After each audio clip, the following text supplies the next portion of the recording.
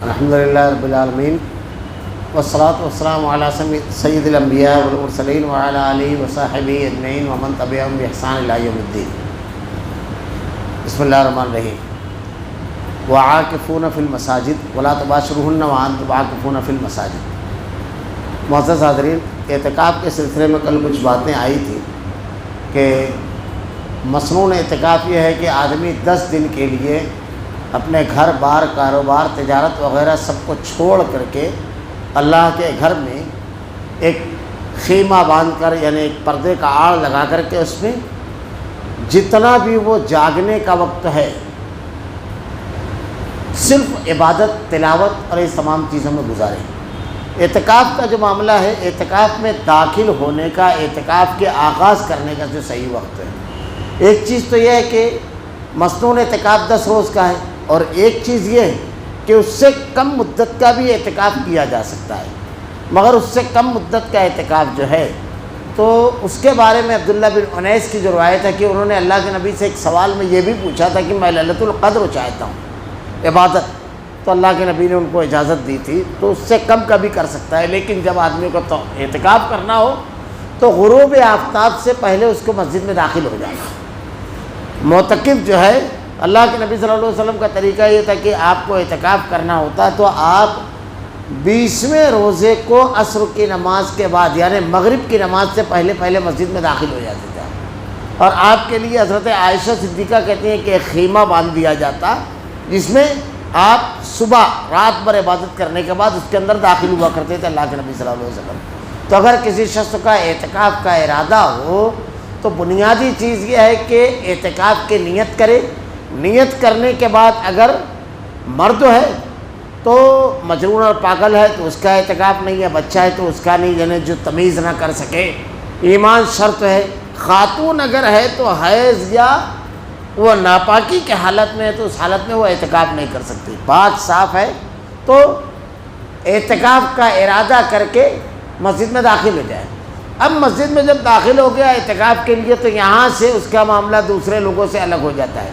بہت ساری چیزیں عام لوگوں پر جو چیز کر سکتے ہیں وہ یہ نہیں کر سکتے۔ مثلا اگر حالت اعتکاف میں کوئی شخص ہے تو مریض کی عیادت کے لیے نہیں جا سکتا ہے، میت میں جنازے میں شرکت نہیں کر سکتا ہے، بلا وجہ کی گفتگو نہیں کر سکتا ہے، اپنی بیوی سے رات کے وقت بھی مباشرت نہیں کر سکتا ہے، بلا ضرورت مسجد کے باہر جا نہیں سکتا، یہ تمام امور، یا اپنے ہاتھ سے خود ناپاک ہونے کی کوشش کرتا ہے، یہ بھی تمام امور جو ہیں یہ جائز نہیں ہے، بلکہ اس میں کئی امور تو ایسے ہیں جو آدمی کو اعتکاف کے باہر کر دیتے ہیں جس سے اعتکاف ٹوٹ جاتا ہے، تو یہ تمام امور کرنے کی اجازت نہیں ہے۔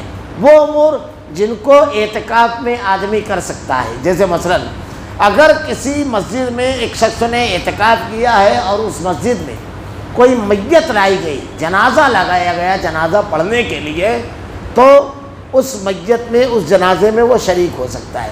ویسے جنازے کی نماز اللہ کے نبی صلی اللہ علیہ وسلم کے دور میں اور آج بھی بہت سارے علاقوں میں ایسا ہے کہ اسی علاقے کی مسجد میں لے جا کر کے جنازہ رکھا جاتا ہے اور وہیں جنازے کی نماز پڑھی جاتی ہے۔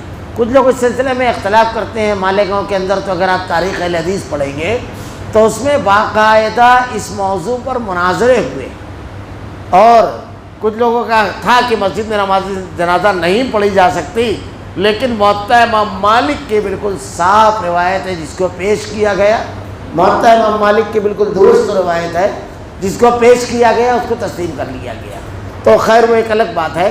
تو مسجد میں اگر جنازہ آ گیا تو آپ جنازے کی نماز میں شرکت کر سکتے ہیں۔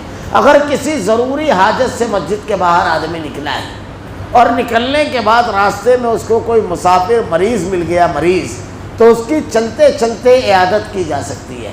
مسجد کے اندر اگر اس کی اہلیہ ملاقات کے لیے آئے اور اگر پردے کا معقول نظم ہو تو مسجد میں اس کی اہلیہ اس سے ملاقات کر سکتی ہے۔ ملاقات کے دوران وہ اپنی اہلیہ کو گھریلو امور میں کچھ گفتگو کرنا ہے، کچھ لین دین کرنا ہے، وہ تمام چیزیں کر سکتا ہے۔ اللہ کے نبی صلی اللہ علیہ وسلم کا بڑا مشہور جو واقعہ ہے کہ آپ کو ایک مرتبہ ایک مقام پر رات کے اندھیرے میں 2 صحابہ کرام نے دیکھا، آپ ایک خاتون سے گفتگو کر رہے تھے، تو وہ دونوں تیزی سے گزرنے لگے، تو اللہ کے نبی صلی اللہ علیہ وسلم نے ان لوگوں کو بلایا، کہا ادھر آؤ۔ جب وہ قریب آئے تو کہا یہ تمہاری ماں؟ صفیہ بن حی بن اخطب ہے، تو وہ کہتے ہیں اللہ کے نبی صلی اللہ علیہ وسلم کیا آپ کے بارے میں کوئی ایسا ویسا خیال بھی ہم اپنے دل میں لائیں گے؟ اللہ کے نبی نے کہا نہیں، شیطان تمہاری رگوں میں خون کی گردش کے ساتھ دوڑتا ہے۔ تو اللہ کے نبی صلی اللہ علیہ وسلم نے وضاحت کر دی۔ تو حضرت صفیہ رمضان المبارک کا مہینہ تھا، اللہ کے نبی سے ملاقات کے لیے آئی تھی اور آپ کا حجرہ کچھ دوری پر تھا، تو اللہ کے نبی نے کہا چلو میں تم کو گھر تک چھوڑ دیتا ہوں۔ تو آپ حجرے کے باہر تک کے حضرت صفیہ کو چھوڑنے کے لیے تشریف لے گئے اللہ کے نبی صلی اللہ علیہ وسلم۔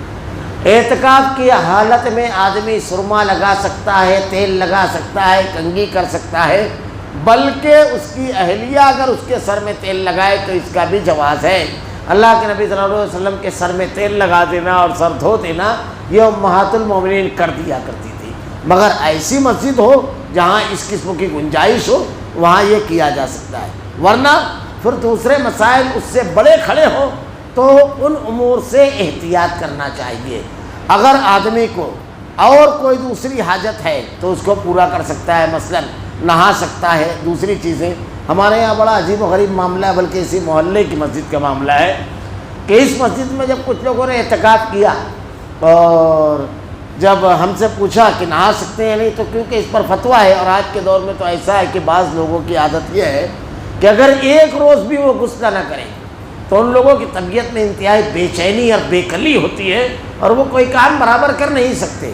عبادت کا جہاں تک معاملہ ہے تو جب ایسا مزاج ہے تو ان کو غسل کرنے کے بعد ہی یکسوئی اور طمانینت کا اور دل جمعی کے ساتھ عبادت کرنے کا ان کا ماحول بنے گا۔ یعنی اگر ان کو غسل نہ کر روکا جائے تو بڑا مسئلہ یہ ہے کہ ان کو بے چینی اتنی رہے گی کہ وہ کر ہی نہیں سکتے ہیں۔ بہرحال اس کی اجازت ہے شریعت میں، تو یہ اجازت دے دی گئی۔ تو ہمارے یہاں قریب میں ایک مسجد ہے، وہاں پر لوگوں نے کسی کو بتا دیا کہ بھائی غسل کرنے کی اجازت ہے۔ کچھ لوگوں نے جب غسل کر لیا تو بڑا عجیب و غریب معاملہ یہ ہے کہ ایک عالم نے کہا کہ تم کو ایک دن اب کفارہ ادا کرنے پڑے گا اعتکاف کا، یعنی معتکف کو غسل سے روک دیا جاتا ہے۔ عجیب و غریب معاملہ ہے، اس کی ممانعت نہیں ہے غسل کی، بس بلا وجہ مسجد کے باہر حجرے کے باہر آپ کو بہت زیادہ ٹائم نہیں نکلنا ہے۔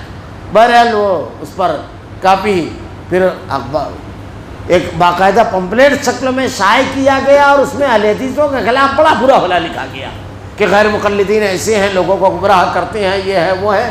جب ہم تک کہ وہ پہنچا پمپلیٹ تو ہم نے یہ کیا کہ صرف دارالعلوم دیوبند کی ویب سائٹ پر گئے تو وہاں کی ویب سائٹ پہ ایسا ہے کہ اگر کوئی شخص بیڑی سگریٹ یا حقہ پیتا ہے تو مسجد کے باہر اعتکاف کی حالت میں نکل کر جلدی جلدی 2-4 پھونک مارے اور پھر اندر چلا جائے۔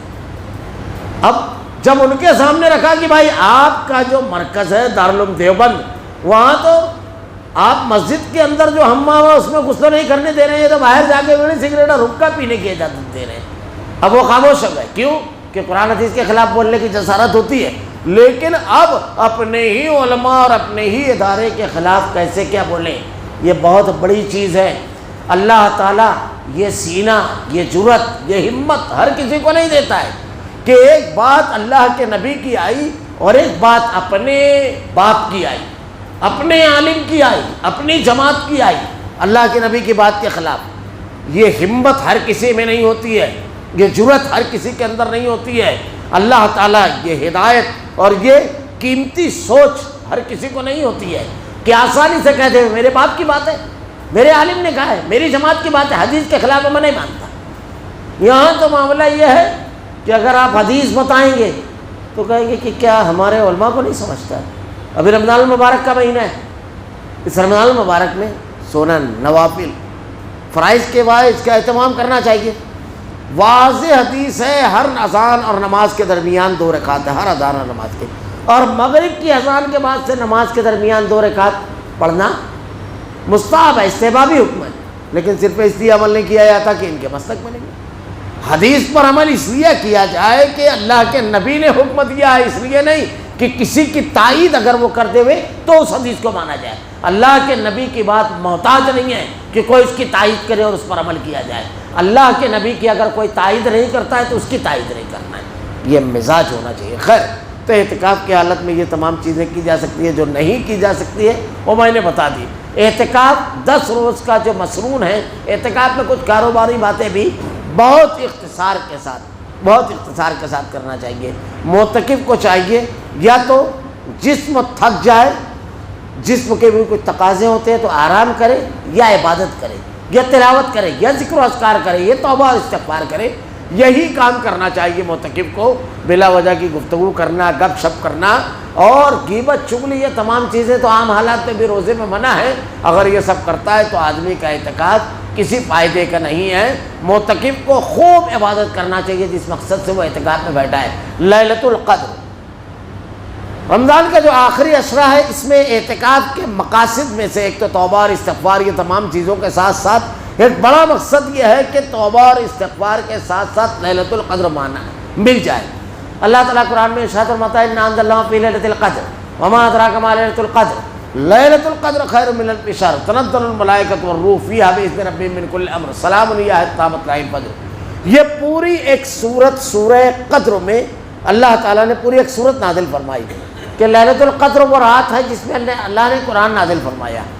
اس ایک رات کی عبادت 1000 مہینوں کی عبادت سے افضل ہے۔ اس ایک رات کی عبادت لیلۃ القدر کی، اس لیے اس کا خاص طور سے بڑا اہتمام کرنا چاہیے آخری عشرے میں۔ اللہ کے نبی صلی اللہ علیہ وسلم نے لیلۃ القدر کے بارے میں ارشاد فرمایا اس کو 5 طاق راتوں میں تلاش کرو، 21، 23، 25، 27، 29۔ 20واں روزہ 21ویں رات، 22واں روزہ 23ویں رات، 24واں روزہ 25ویں رات، 26واں روزہ 27ویں رات اور 28واں روزہ 29ویں رات۔ ان 5 طاق راتوں میں اسے تلاش کرنا ہے۔ میں نے اس سے پہلے یہ بات کہی ہے کہ علامہ ابن تیمیہ رحمۃ اللہ علیہ کہتے ہیں کہ بدعت کے بے شمار نقصانات میں سے ایک نقصان یہ ہے کہ وہ عبادت کی جو بھوک ہے وہ مٹا دیتی ہے۔ اللہ تعالیٰ نے جیسے جسم کی بھوک رکھی ہے، اگر آدمی کو بھوک لگی ہے تو اس کو اگر آپ کمزور کھانا دے دیں گے، ہلکا کھانا بالکل دال چاول ہے، چٹنی ہے، باجری کی روٹی ہے، یہ دے دیں گے اور وہ پیٹ بھر کے کھا لے گا اور اس کا پیٹ بھر جائے، اس کے بعد آپ مرغ مسلم مرغ ماہی رکھیے، وہ نہیں کھا پائے گا کیونکہ اس کا پیٹ بھر گیا ہلکے کھانے سے۔ ایسا ہی معاملہ روح کا ہے۔ ہماری عبادت کی ایک بھوک ہے روحانی، اب اس میں اگر ہم نے عبادت کر لی اور وہ بھوک مر گئی تو ہمارا ذوق پورا ہو جاتا ہے۔ بدعت کا ایک نقصان یہ ہے کہ اگر آدمی بدعت کرتا ہے تو یہ روح کی بھوک جو عبادت ہے وہ مر جاتی ہے، وہ بھر جاتی ہے، مرتی نہیں ہے، بھر جاتی ہے۔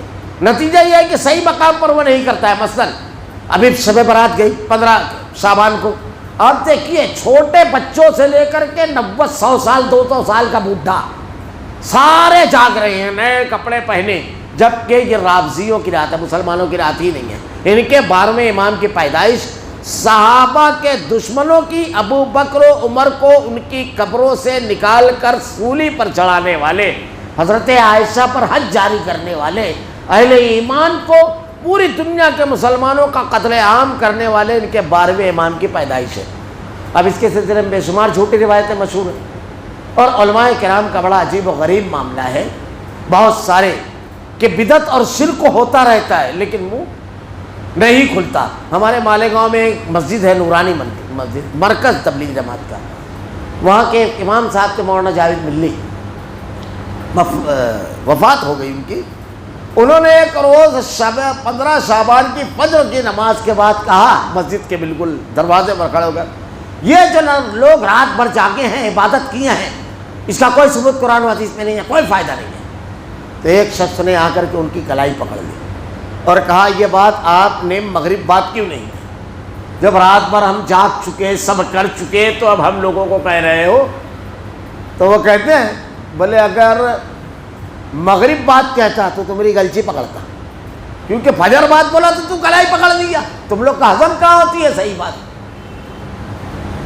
سچ بات کہنا نہ جانے کیوں خوف آتا ہے بدعت کو کہتے ہوئے، خوف۔ آپ کو بتاؤ، میں ایک سرسری بات ہے، اپنے مالیگاؤں کے اندر ایک مسجد ہے قبرستان کے اندر جو عمر فاروق مسجد، اس میں نماز نہیں ہوتی ہے، کئی ایک اسباب ہے، بالکل سامنے قبریں ہیں۔ اس وقت جب یہ اختلافی مسئلہ ہوا تو ایک عالم بزرگ مجھ سے کہنے لگے، میں نے ان کو بہت سخت کہا، مولانا آپ لوگوں کی عبادتوں سے کھیل جاتے ہو اور آپ کو ذرا سا احساس نہیں ہوتا ہے۔ تو وہ کہنے لگے کہ حافظ صاحب آخری مضمون میں ہی نہیں لکھا، میں نے پڑھا تھا مگر آپ نے غلط لکھا تھا وہ مضمون۔ تو وہ کہنے لگے کہ حافظ صاحب میں نے اس میں کہا تھا. بولا کیا کہا تھا؟ مجھ کو معلوم ہے آپ نے کہا تھا کہ اس پر بحث بند کر دیا جائے. یہی کہا تھا نا، جس پر بحث ہونا چاہیے اس پر آپ نے بحث بند کروا دی. مسجد بنانے سے پہلے پوچھنا چاہیے، کوئی کھل کر کے نہیں کہتا ہے. ہمارے یہاں قبرستان میں ایک مرتبہ، یہ جو بدعتوں کا نقصان ہے میں یہ بتا رہا ہوں، قبرستان میں ایک مرتبہ ایک میت آئی. میت کے بعد اب وہ چھوٹا بچہ تھا.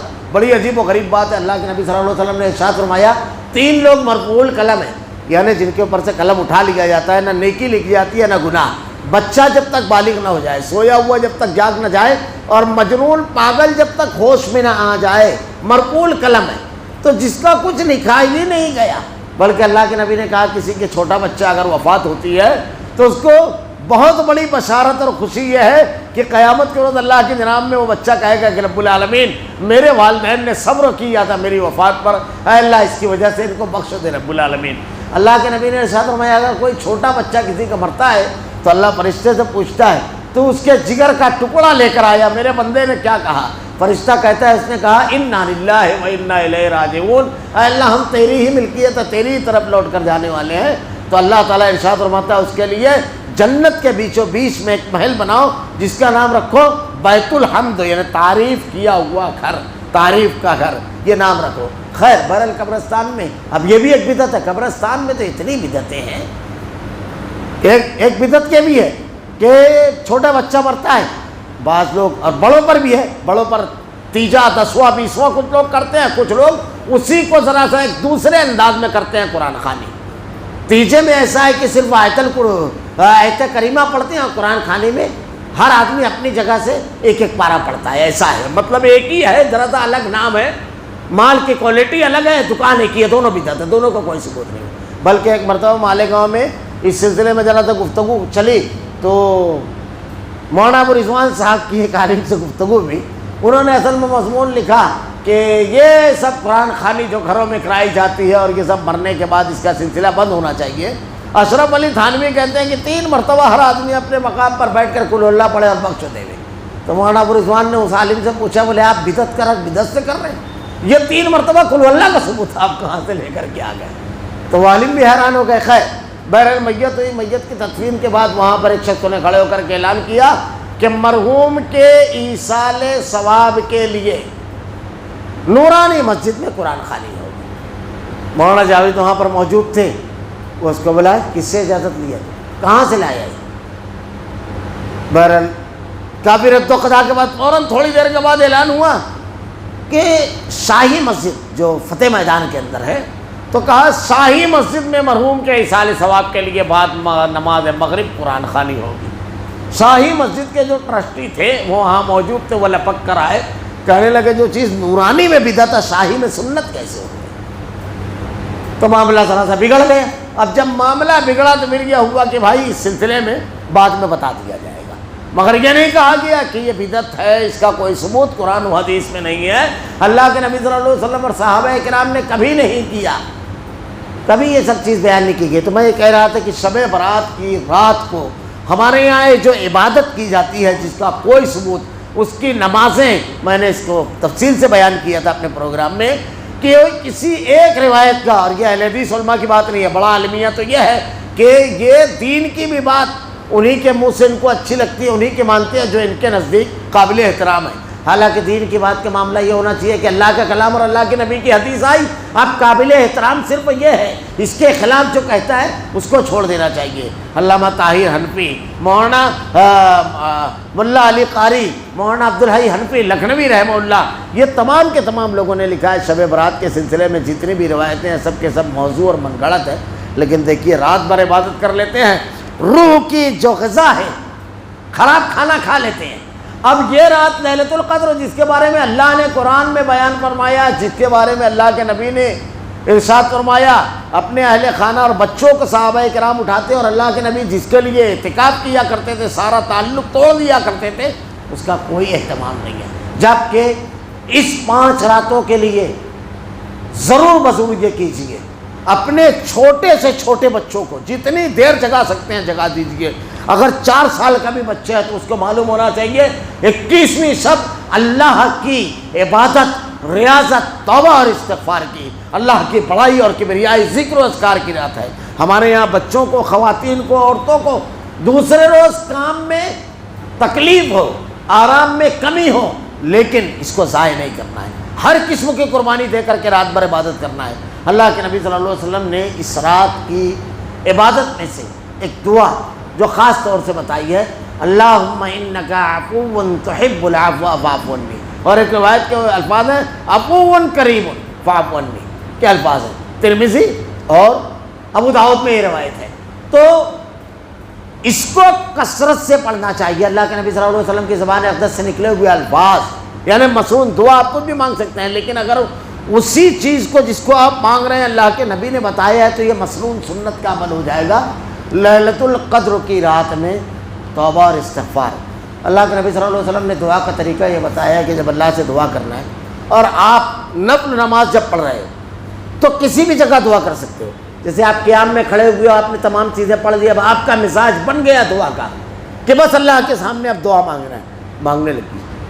آپ رکوع میں ہیں، وہاں بن گیا، آپ سجدے میں گئے، آپ نے تسبیحات پڑھی، آپ کی کیفیت بدل گئی، ہمارے گناہ یاد آئے، غلطیاں یاد آئی، اللہ کا رحم یاد آیا، کوئی کام پھنسا ہوا ہے وہ یاد آیا، مانگنے لگے اللہ سے، گڑ گڑا کر کے مانگے۔ دعا مانگنے کے لیے اللہ کے نبی نے کہا کہ پہلے اللہ کی تعریف اور بڑائی بیان کرنا۔ اللہ کی تعریف اور بڑائی کس طرح؟ سبحان اللہ وبحمدہ، سبحان اللہ العظیم، سبحان اللہ والحمد للہ ولا الہ الا اللہ واللہ اکبر ولا حول ولا قوۃ الا باللہ، سبحان اللہ والحمد للہ ولا الہ الا اللہ وحدہ لا شریک لہ لہ الملک ولہ الحمد وهو علی کل شیء قدیر۔ اس قسم کی جو بھی اذکار ہیں جو آپ کو یاد ہو۔ تیسرا کلمہ چوتھے کلمے کے نام پہ ہمارے یہاں مشہور ہے تو اس کو بھی پڑھا جاتا ہے، سبحان اللہ وبحمدہ، سبحان اللہ العظیم۔ صحیح بخاری کی روایت آخری بالکل، اللہ کے نبی نے کہا کہ ثقیلتان فی المیزان حبیبتان الی الرحمن، میں تمہیں دو کلمات ایسے نہ بتا دوں جو زبان پر بہت آسان، خفیفتان علی اللسان، ثقیلتان فی المیزان، میزان پر بہت وزنی، حبیبتان الی الرحمن، اللہ کو بہت محبوب ہے۔ تو اللہ کی تعریف بیان کرنا، پھر اللہ کے نبی پر درود بھیجنا، اور اس کے بعد اللہ کے نبی نے ارشاد فرمایا پھر اپنے گناہوں کا اعتراف کر کے توبہ اور استغفار کرنا۔ یہ ایک مرتبہ آدمی کر لیتا ہے، گناہوں کا اعتراف کر کے توبہ اور استغفار، کیفیت بدل جاتی ہے۔ اس کے بعد اپنے لیے، اپنے والدین، اپنے بیوی بچوں، اس کے لیے دعائیں مانگنا، پھر اس کے بعد اپنے اہل و عیال کے لیے۔ تو لیلۃ القدر کی اس رات میں خاص طور سے جو آنے والی ہے، یعنی کل پہلی رات ہوگی، میں نے غلطی سے کل کے درس میں کہہ دیا تھا کل، حالانکہ وہ جمعہ کے روز پہلی شب ہے لیلۃ القدر کی۔ تو لیلۃ القدر کی تیاری آج سے یہ کرنی ہے کہ ہمارے کل رات کے جتنے بھی کام ہیں سارے کے سارے ہمارے ہو جانا چاہیے۔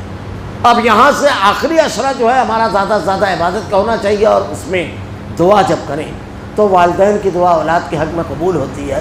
اپنی اولاد کی نیکی اور صالح ہونے کی دعا کریں، اپنے والدین کے لیے دعا کریں کہ اللہ ان کے راستے کی رکاوٹوں کو دور فرمائے اور ان کے لیے آسانیاں کرے۔ اگر وہ اس دنیا سے رخصت ہو گئے ہیں تو رب کی جناب میں رو کر گڑ گڑا کر اللہ تعالیٰ سے ان کی نجات اور ان کی مغفرت طلب کرے۔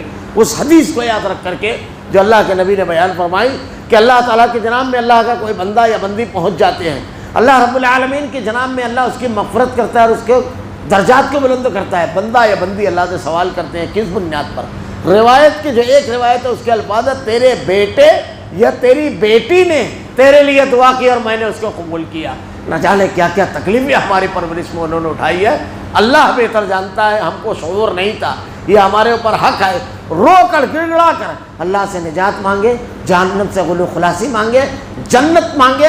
اللہ رب العالمین روزانہ دینے کا اعلان کرتا ہے، یقین کامل سے مانگے، ڈھل مل نہ ہو کر کے دعا مانگے۔ اللہ کے نبی نے کہا دعا کا معاملہ انسانی ذہن و دماغ، یعنی جیسا اگر ڈھل مل معاملہ ہے تو ڈھل مل یقین ہے تو یقین کے ساتھ مانگنے۔ خالق ارض و سما سارے اختیارات کے رب کے سامنے ہم جھکے ہوئے ہیں۔ تو اس آخری عشرے میں اعتکاف، لیلۃ القدر کی عبادتیں، اللہ رب العالمین سے دعا ہے کہ رب العالمین خوب عبادت کرنے، خوب توبہ اور استغفار کرنے کی توفیق دے۔ رب العالمین الہ العالمین ہمیں خود صحت و عافیت کے ساتھ، ہمیں پورے اپنے اہل خانہ کے ساتھ رب العالمین عبادت کی توفیق دے۔